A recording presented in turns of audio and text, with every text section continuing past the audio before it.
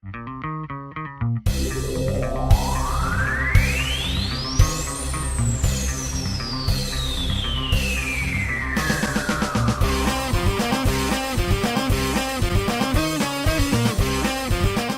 everybody! It's me. Hello. It's us again. So, guess what? Guess what movie we saw based on the image that I'm just gonna overlay. That I'm just going to put over the audio. Yeah, we saw the Mermaid Man and Barnacle Boy movie. It was so good. Yo, my favorite part of the whole movie was when Mermaid Man screamed at evil, evil, come young lord. And when they went to the Krusty Krab in the invisible boat, and they ordered 2 Krabby Patties and they went back home. And that's exactly what happened throughout the whole movie. Thanks for watching, everybody. But yeah, we saw Aquaman. We saw Aquaman. I thought we saw SpongeBob fish out of water. But yeah, we're in a good mood because honestly, non-spoilery thoughts. This movie is one good mood. It's definitely a good mood movie, but holy crap, is it long? Yeah, it's really long. It does try to do a lot. Okay, since there's not that much bad that we can say about the movie, let's I guess start with the bad. The bad thing is like it's kind of long. The theme kind of falls flat. There are still some bits of, the usual over-dramatized DC, but overall, aside from that, it's not that bad. It's not. Those are very minuscule compared to how the story is simple to follow, even though it's 2 hours fucking long. Yeah, jeez. The characters are likable. The characters are they're also very simple characters for the most part. Mm-hmm. But at the same time, still entertaining. Okay, not to make the C pun, but there's not a whole lot of depth. Yeah, because to the characters. I mean, this is their first introduction. We know Aquaman, but even then, Aquaman is like still very simple in on himself. Yeah. But yet, it's so simple, and yet we got so much more entertainment value out of it. Versus I say what this movie versus all the other DC movies that try to have depth. But I'd say the one thing this movie really does very well is world build. There's a lot of world building in this movie. Again, this thing is 2 hours long, and they try to cram so much into it. For anyone who's read like myself, who has read the Aquaman comics, it's like from the numerous kingdoms of Atlantis to King Aquarius and King Nereus and his daughter Mira and Ocean Master to the trench, the fucking trench. How did you pronounce it? It's not Kraken. It's Crathathum. Crathathum. Yeah, the kaiju thing that that lives in Atlantis also. A lot of they really try to shove in a great deal of Aquaman's. They fit Aquaman's whole world into this movie. From his parents, from his parents to his hometown, right down to the numerous king. It's a lot to take in, but at the same time, it's not boring. It's not hard to understand. See, here's the thing, alright? You may have learned what the 7 seas are, but holy crap. You're going to learn about all the ocean, everything in the ocean, and the things you don't know about in this movie. Yeah, some of this stuff you can't just gloss over.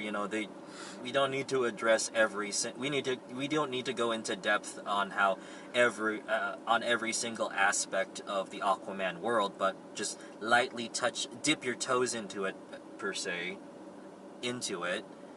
and it'll just feel satisfied. I mean, this is just our introduction into Aquaman, so it's just cursory knowledge of different aspects of his world. Oh, it's if that makes any sense. Actually, yeah, it does. But Aquaman himself is enjoyable. Mira, I like their interactions.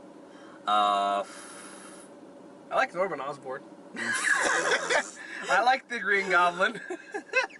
Aquaman. Wait, Aquaman. what do you mean he's not the Green Goblin in this movie? Okay, that's kind of treading spoiler territory, but yeah, visually this movie is wow. I was expecting like underwater, like Roman aesthetic, but they took both that and gave it also like this Tron-esque look It's a to very it. futuristic looking Yeah. because the whole idea of the Atlanteans is that they are supposed to have, quote unquote advanced technology. Exactly. And they did a really good job portraying that. The movie's very visually interesting to look at.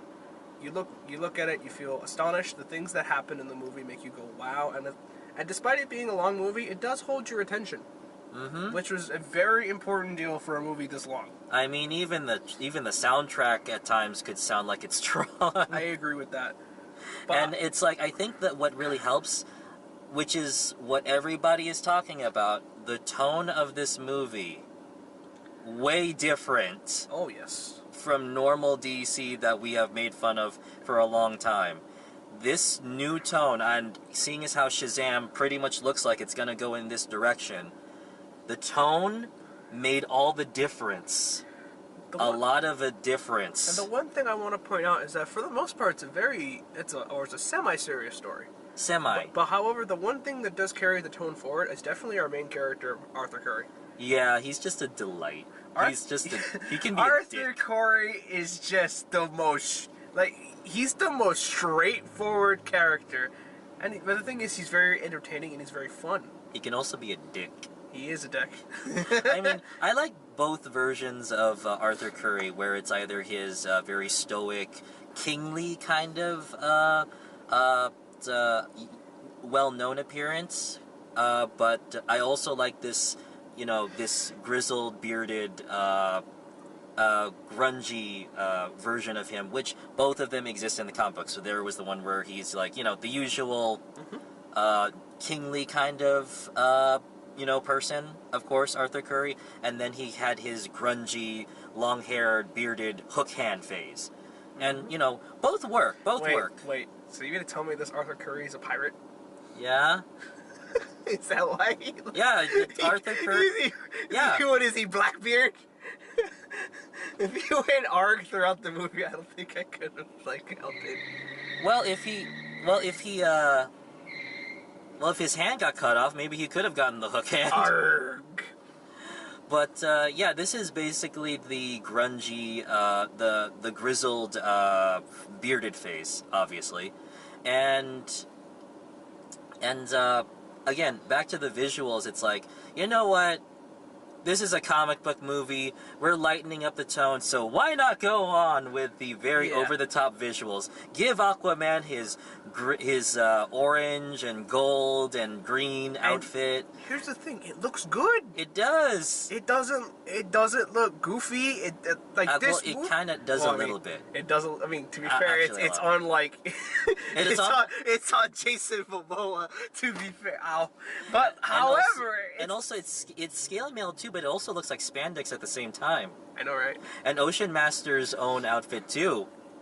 And especially, I think the crown jewel, well, aside from the Atlantean soldiers, which look awesome. Oh my god. They look so cool! And, of course, but I think the crown jewel of over-the-top and cool looking would be Black Manta.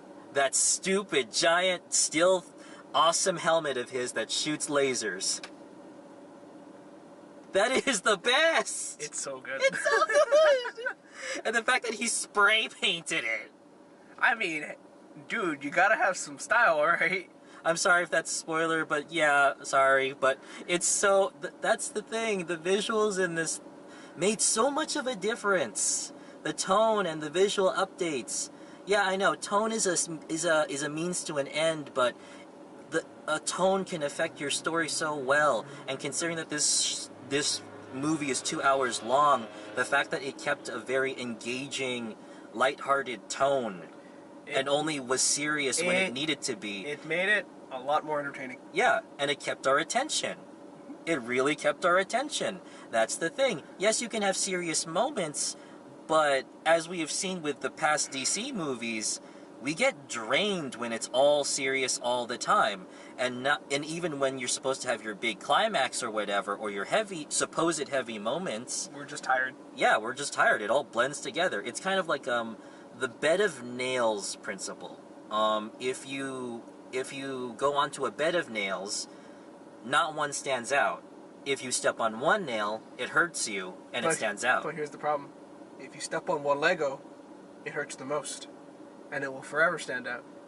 But when you step on multiple Legos, not one Lego stands out. They all hurt. They all hurt. So, and then you probably shouldn't be stepping on Legos. Yeah, why are you stepping on Legos? And you should probably clean up your toys. But basically, you know what I mean. That's the problem with a dark tone. Sure, it can be useful when it's appropriate to the story, but we're telling the story about we're telling the story of Aquaman. Just think of how silly it is for a guy who is half Atlantean, half human, who has to take up the throne to stop a war between Atlantis and the surface world. And we're also seeing, and also this guy can talk to fish. So I heard you talk to fish. I just imagine like Ben Affleck looking at Dory. So I heard you talk to fish.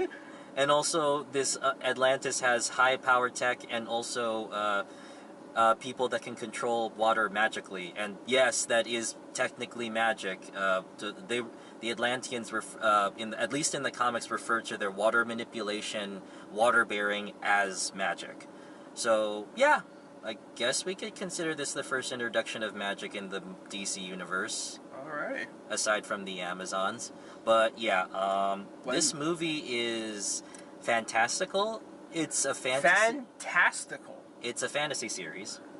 It needs to be over the top. It needs I feel like that's the thing that a lot of DC movies should do, is they should be over the top. Their characters are freaking godlike. Their interactions are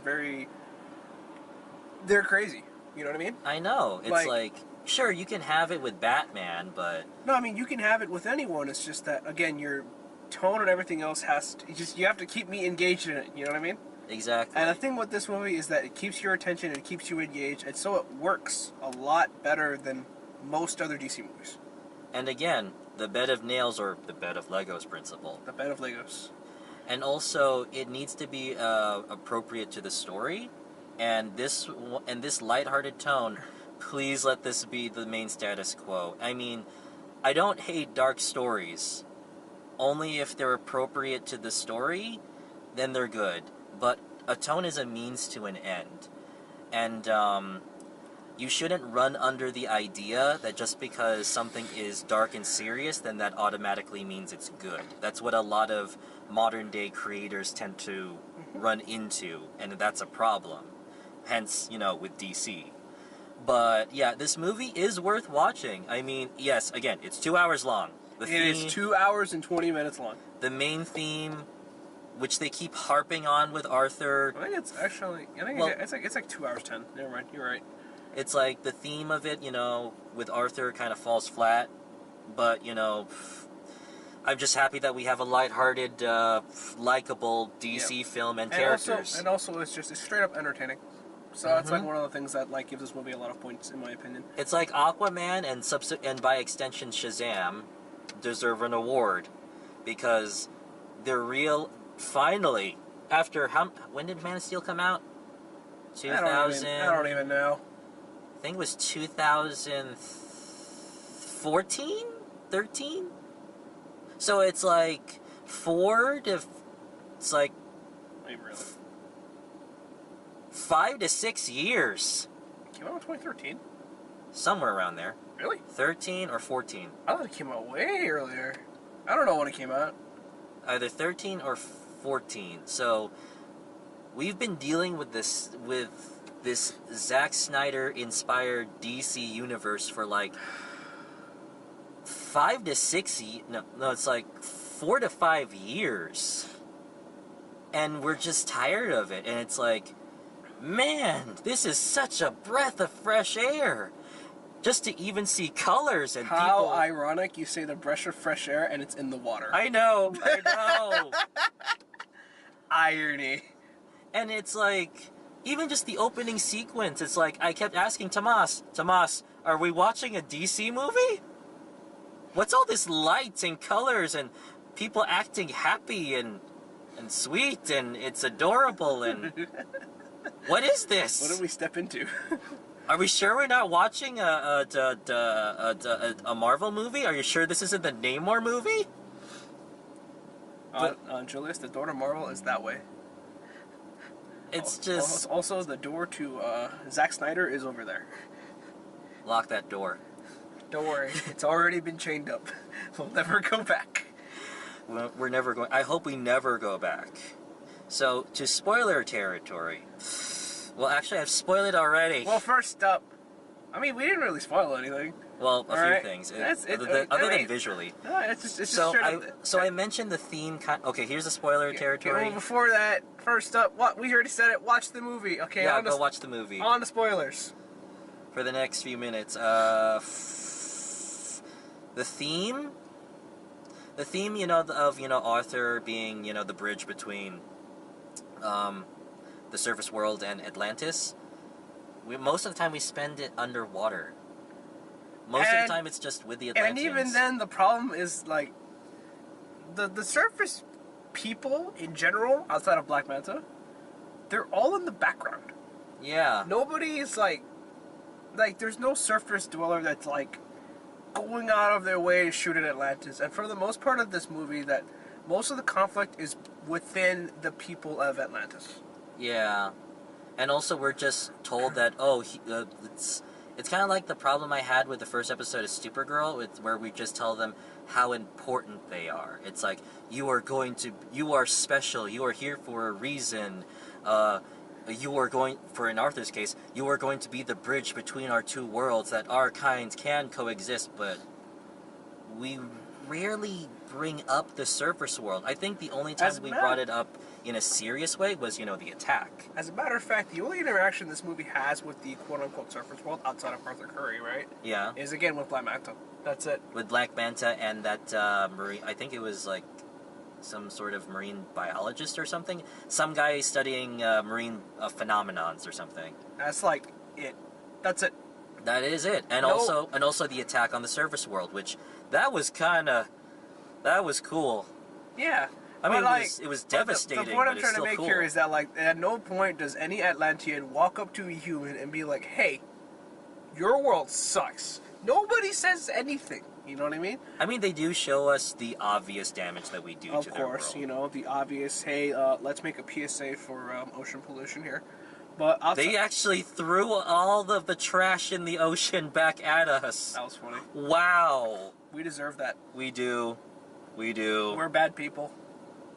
But the theme does kind of fall flat a bit. It's mostly just the conflict with the Atlanteans and Arthur getting the MacGuffin, claiming the throne from his brother, Ocean Master, and uniting the kingdoms. That's it. But that is, yes, it's a flaw, but it's not enough to sink this movie. It'll just swim. You're giving me that. I'm so done with you. I'm so done with you. You knew we made a. We're never not gonna make any more freaking sea puns, huh? We're gonna keep making those forever. Well, we opened with an we opened up with a mermaid man. Hey Julius, just wash it away. Okay. It's okay. Okay, it's water under the bridge. I hate you. I hate you too. Also, the interactions, again, like we said before, with Mira and Arthur is like, the best one was the desert scene. Okay, so, first up, actually, before we talk about that, can we just say nobody in this movie is allowed to have a conversation? with the explosions. The only people that are allowed to have conversations on this movie are the bad guys because they're safe from their own troops and stuff. I know, it's like when we... But whenever the normal, good people are having conversations, something explodes. and someone gets shot at. Every time. This movie does it, I want to say, a grand total of 6 times. And I'm just sitting here like, at the 4th time, I sat there at the movie, looked at it, and was like, okay, where's the explosion at? I know, it's Who's getting shot? It comes whenever you don't expect it. No, at that point, at the 4th time, I sat there and was like, when is it going to get interrupted? it's gonna happen. What's blowing up? It's like they're explaining important information. It's going to happen. Something's blowing up. Someone's interrupting somebody. It's just... Nobody can have an explanation. We can't go to point A to point B. Something has to blow up in between. Hey, at least nobody really died.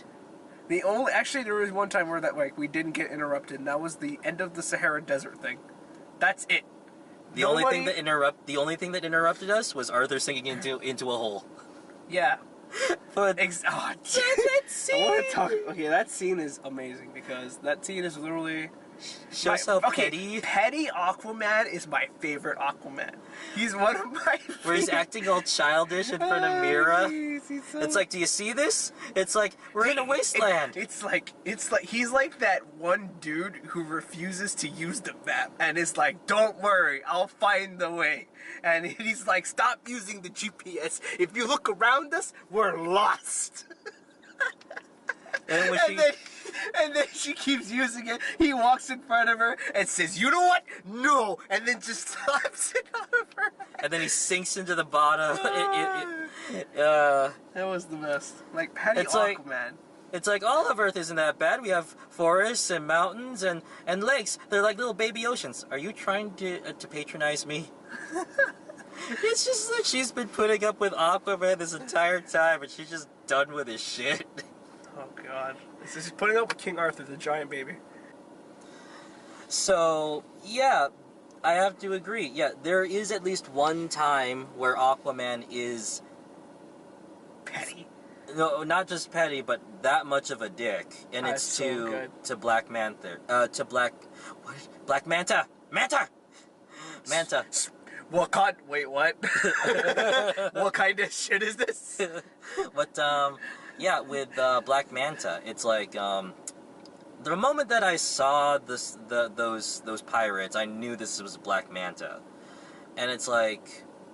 I mean, he almost told the story about the knife and how the guy who owned it was named Black Manta. But, hey, whatever. It's like, okay, we need a reason for why, he's called Black Manta. We also need a reason why he hates Aquaman. And also, his submarine is a manta. I love it. No, but can I say something important? What? Okay?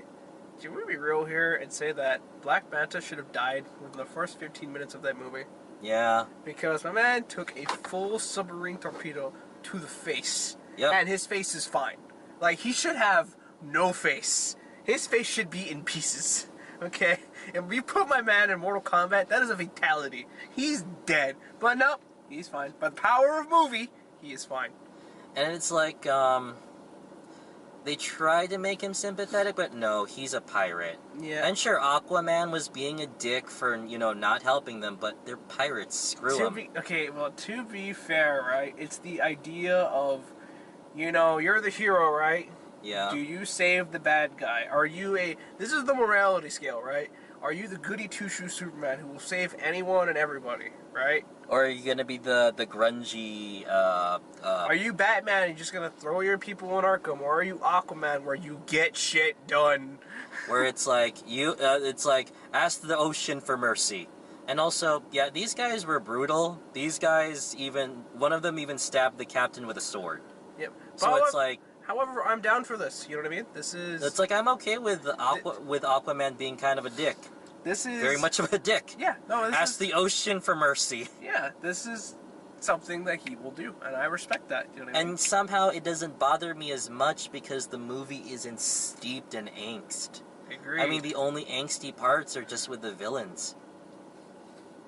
It's only with the... Actually, yeah, the angsty... The angsty moments are mostly with the villains. Yeah, definitely. The only time Arthur is angsty is when he has to reflect on something. Or when he's Getting emotional about his mom. Yeah. But other than that, it's like Aquaman and the rest are a happy time. There, during the Black Manta and his dad's death scene, it's like I can see hints of the usual DC. We're supposed to feel sorry for him, but nope, it doesn't work. Then also the dramatic running away from his dad and the bomb and everything, and this is supposed to be sad. No, I'm not gonna feel sad for him. I'm not gonna feel sad for him and his dad. I understand his motivation, of course. It's up to.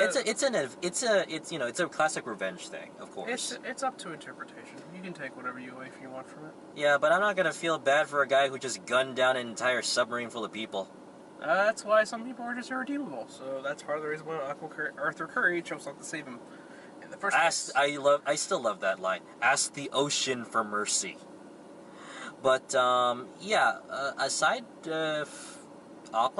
from that very dickish moment, not deserved, of course. Aquaman is very enjoyable. He's not too brooding. He's not too angsty. He tries to be fun most of the time. Even when we think here's the thing too, alright? He tries to be fun, but he's also very straightforward. Like, remember when he was at the bar with his dad and we thought he was going to get into a bar fight? He ends up meeting a bunch of fans who want to take a selfie with him. That is great. Are you that Aqua guy? Yeah, they call me the man. Can I take a picture with you? And he pulls out a pink cell phone. Just for the extra emphasis. Why did his cell phone have to be pink? Why? For extra comedic effect. I guess. Maybe it was his daughter's phone. I don't know. Who knows? But when we're taking a selfie with Aquaman, this is already going to be silly enough as it is. His name's actually Aquaman. Mm-hmm. And he doesn't dispute the name. Just Aquaman. Just go with it. Yep. Even just saying that out loud in the news, it's silly and it's great. Everyone else, they try to sit there, and they try to... I just kind of realized... What? Actually, no, not really. I was to say, most of DC's heroes are kind of like Mega Man bosses. You have Superman. You have Batman. You have Wonder Woman. Well, these guys came out even long before... I know, I'm kidding. and you know... That's the joke. And you know what, considering it... These were made in a simpler time, so the names were pretty much not that creative. I agree.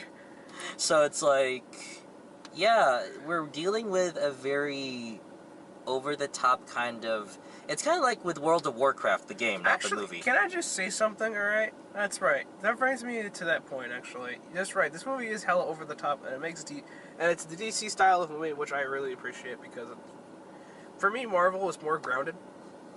But it still has a lot of over-the-top moments. Let's be real here. It does, but Thor Ragnarok was awesome. Yeah, but however, the thing is that with their heroes, they're pretty grounded. You know what I mean? In a way. In a way. But, the DC's more over-the-top, and I appreciate that. But the thing Or at least they're going over-the-top where it's more entertaining now. With Aquaman. I mean, the final fight scene is literally giant kaiju versus... Yes! Atlantic army, okay? Oh, wait. Giant kaiju plus every single creature under the sea. Versus futuristic Atlantic army. That's pretty damn over the top, you know what I mean? I love how it's basically a callback to the aquarium scene, which that shark fucking scared me. Yeah, okay, I won't lie, the first two bumps and the grass cracked, and I was like, oh shit, okay. But then, let's try to take that, but... crank it up to 50. No, crank it up to 1,000. I agree. Every single thing under the sea. Oh, Aquaman just talks to fish. How are we gonna make that amazing? This of its kaiju. And an entire army of every little fish under the sea. Can I just say one thing? Don't mess with Aquaman. Can I say one thing? Okay? Like I said earlier, I had a discussion with you earlier, but this movie is literally freaking Star Wars. But good. Or it's basically like World of Warcraft.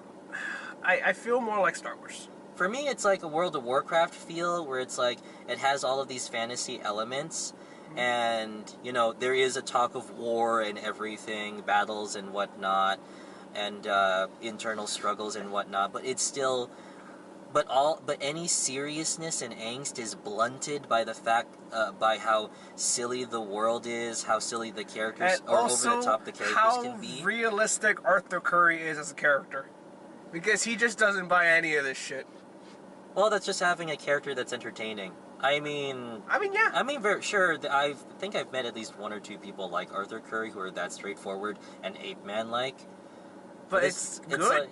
But this is the kind that I can get behind, where he's fun. Yes, and also petty and childish. Yes. And stupid. Yes. But at the same time, smart and clever. But then again, goes back to stupid. He had his bright moments, but he's pretty dumb. And even the action in this movie, it's like, I don't feel all that bored. It's like, it's not explosions for this. Okay, the explosions when they interrupt people. About to be like, what do you mean? I swear Michael Bay's cousin worked on this movie. But it feels like, it doesn't feel like that Batman scene where he basically guns down a whole bunch of Lexus goons or whatever. It doesn't feel...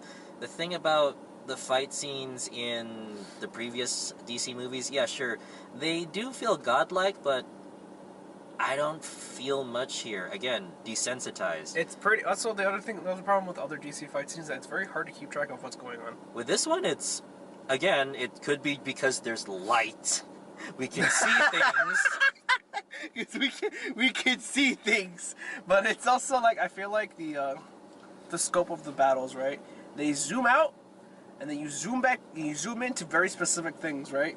Yeah, like the fight scene with Atlanta. Mm-hmm. Yeah, it's like, and that's in a crowded living room. Yep. But like for the most part, is that what they like to do? I've noticed that they zoom out, they give you an overview of what's going on, and then they zoom into specific aspects of like what's going on. Mm-hmm. And then they zoom back out to whatever else is happening, and then they zoom back in, and they do that, and do it that way. And it's very, and like you said, because of the visual details, right? It's a lot easier to keep track of what's happening. And also, they even try to be a bit funny with it, like with the what's the first instance of it? With the submarine scene, where Aquaman is just basically throwing everyone around like a rag doll. It's basically WWE. And then but I think the best, the toilet. The toilet. That has nothing to do with any of the action scenes ever. Where Mira rips out the back of the dude's helmet and the water leaks out. So the guy has no choice but to go into the toilet. You gotta live, right? You gotta live, right? Hey man, you gotta live. Let my man live. Also, I like how immediately after she turns into Scarlet and just basically kills people via, like, wine. She turned into Scarlet, so I was like, oh, cool. Hey, I know what Mortal Kombat 11 got inspired by. This movie, it's a simple movie. It's about war, getting the MacGuffin, getting Arthur to the throne, and yet this is still a movie where we can have not only have a lighthearted tone and bright visuals and likable characters, but also where Mira is eating roses because she thinks they're edible. An Atlantean soldier has to dunk his head into a toilet just to survive. Arthur is being petty with Mira and basically being that one guy who doesn't want to read the map. and where we see Aquaman's mom try to eat a fish out of an aquarium. You know, I was gonna make eggs. And where Aquaman beats up a bunch of pirates WWE style, and where Black Manta has the stupid big helmet that shoots lasers, and apparently his weapons are powered by water, where a bottle of water could take out a mountain. Like, This is what you should be doing, DC, from the start. This is what I live for in comic books.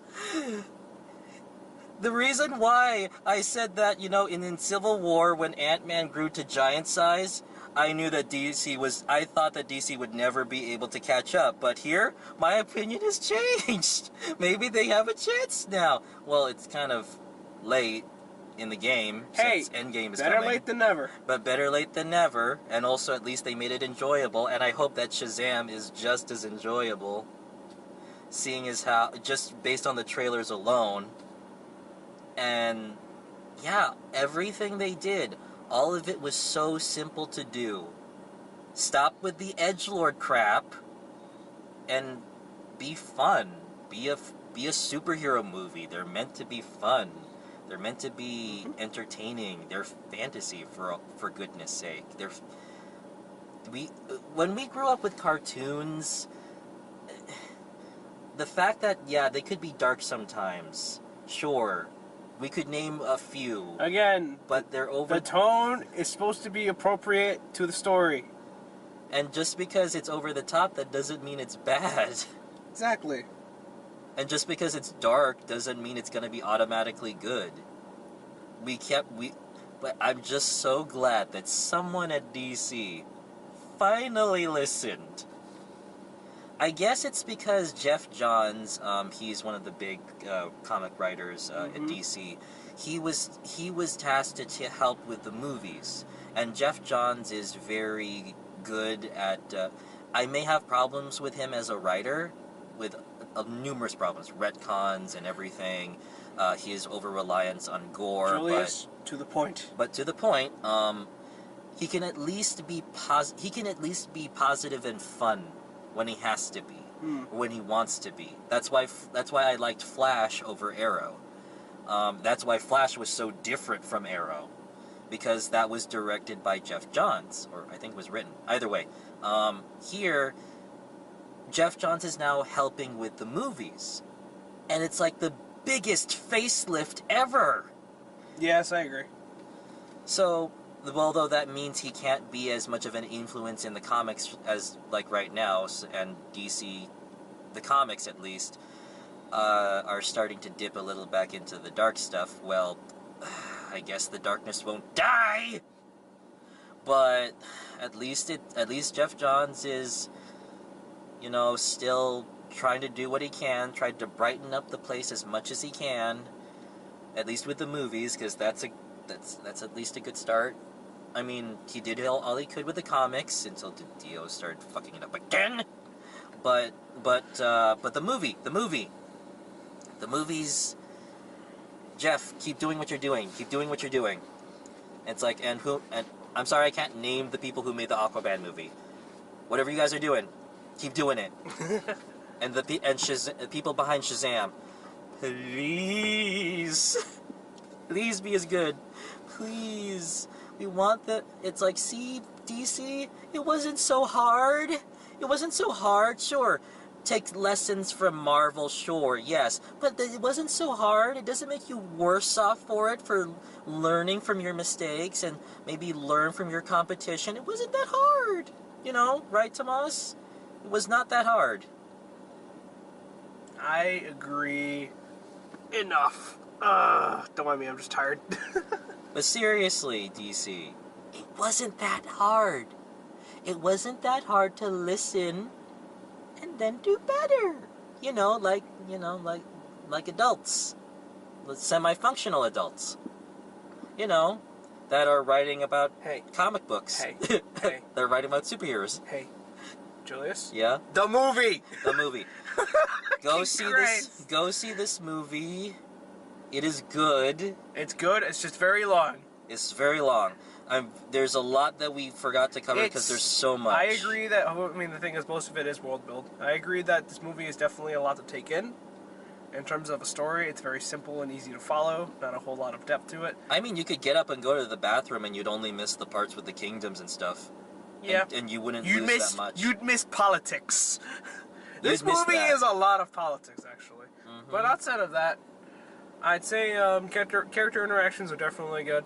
Norman Osborn is... Aquaman got trained by Green Goblin? Yes, pretty good. That's kind of lit.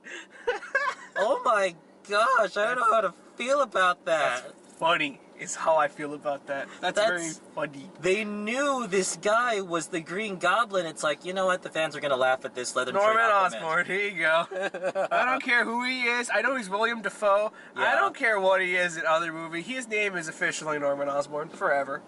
All right. So it's like the fans are gonna eat this up anyway. So why not? Let him be like the personal trainer. Although, nah, his inclusion is fine. What? It's like, it seemed a bit odd. It's like he was the one who trained them, but then they mentioned that he is like the royal advisor. He's the royal vizier. Yeah, the royal vizier. That's his job. Where he's basically loyal to the royal family. That's why he stood behind Ocean Master and, you know, trained. Well, also helped train Aquaman. Yep. So go see this movie.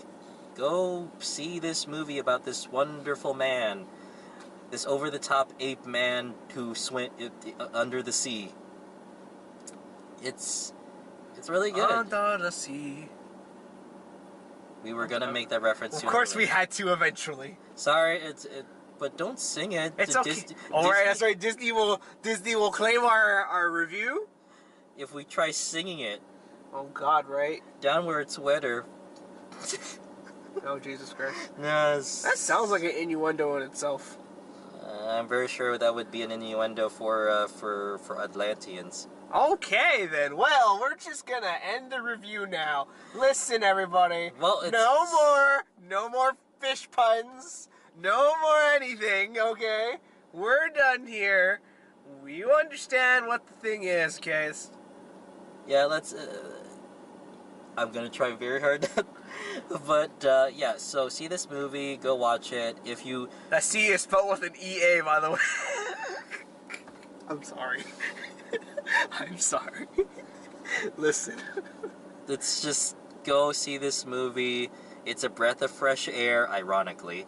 And yeah, if you've wanted to see a good DC movie, aside from Wonder Woman, which was at the very least a B. Oh, Wonder Woman was good. Yeah, Wonder Woman was good. But, you know, still had a few of the usual. Okay, well, we can talk about that later, but Ares is literally voiced by the guy who goes smashing. But outside of that, go watch this movie. Where it's like, it's an A. It's like... Easy. It's outrageous! That's from the Batman Brave and the Bold series. God damn it. What? It is! Just watch the movie! Don't listen to him! I like that version of Aquaman, too. He's Go watch funny. the movie, so I can go to sleep. 1:30 in the morning! Okay. I didn't take my nap today, god damn it. Yeah, you need a waterbed. I'm gonna kill you. Alright? Well, just don't summon the Kraken. I will stab you with a trident. I will find one. I will make one. What, are you gonna summon some fish? Yeah! I'm gonna bring out my homie Godzilla, bro. What do you want? Arthur has a pet kaiju. Exactly. It's so great.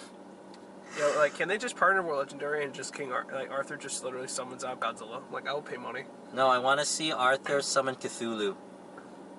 Does Cthulhu exist in the ocean? I forget. Kind of. I forget what happened. I forget. But yeah. You know what? He probably could. Probably could. But yeah, go see this movie, guys. You won't regret it. And stay dry. Don't listen to him. Alright, bye guys. See you later. Okay, so I'm gonna put gas real quick.